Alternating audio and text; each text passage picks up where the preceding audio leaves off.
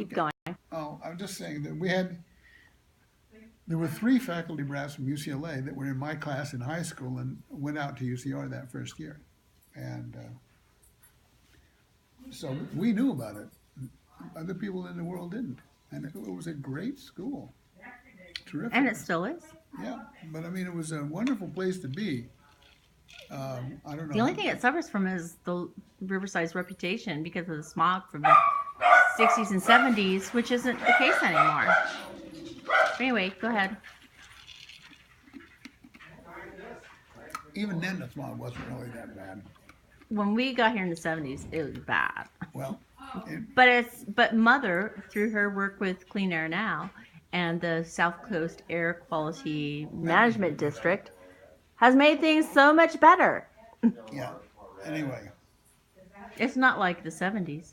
but for guys like at University High, my senior class, the vast majority of the guys that got good grades and were good students, the vast majority went to UCLA because it was right there. Just, don't have to Good move. school. It's right there. Yeah, and it's a great school, and it was a great school. And my dad taught at UCLA, and my older brother was going to UCLA. Yeah, you struck out on your own. You were a rebel. I have an independent streak. You were a rebel. I'm not hanging here in LA. I'm going where the going's good in Riverside.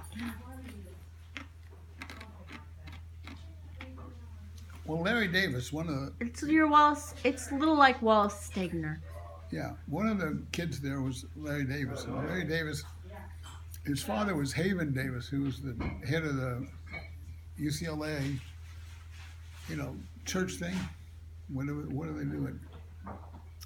They had a campus chapel or something. Yeah. Anyhow, so and Larry was a good friend of mine at Uni High. In fact, we were in plays. The 3 of us that went out there were all guys who were active in the theater group. So we went out there and took a look at it, and we ended up going there.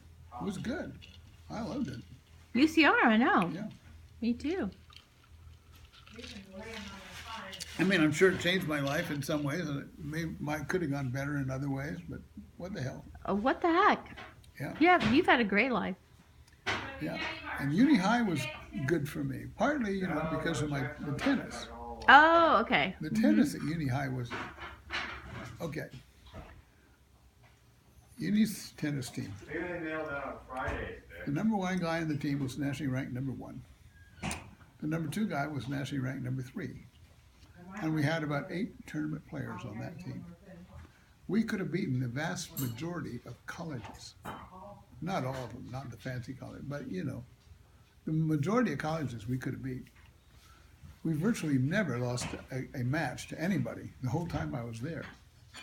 We lost a game or something once in a while, very seldom. And my doubles partner in that, was this Leslie Epstein. Was who? Leslie Epstein, Oh, right. And famous father famous father and uncle. and uncle. Well, Leslie's father and uncle were called the twins in Hollywood. They were screenwriters. They wrote Arsenic and Old Lace. Yeah. But Great movie. But their biggest Play movie. their biggest movie was Casablanca. Yeah, and they won the Academy Award for that. I know. So that's pretty good. Yeah. Pretty good credentials. Yes, indeed. So, hi Tim. And you still have some of his records, or did they ever get returned? Right now, I don't know. Whatever. But anyway, Leslie and I were really good friends.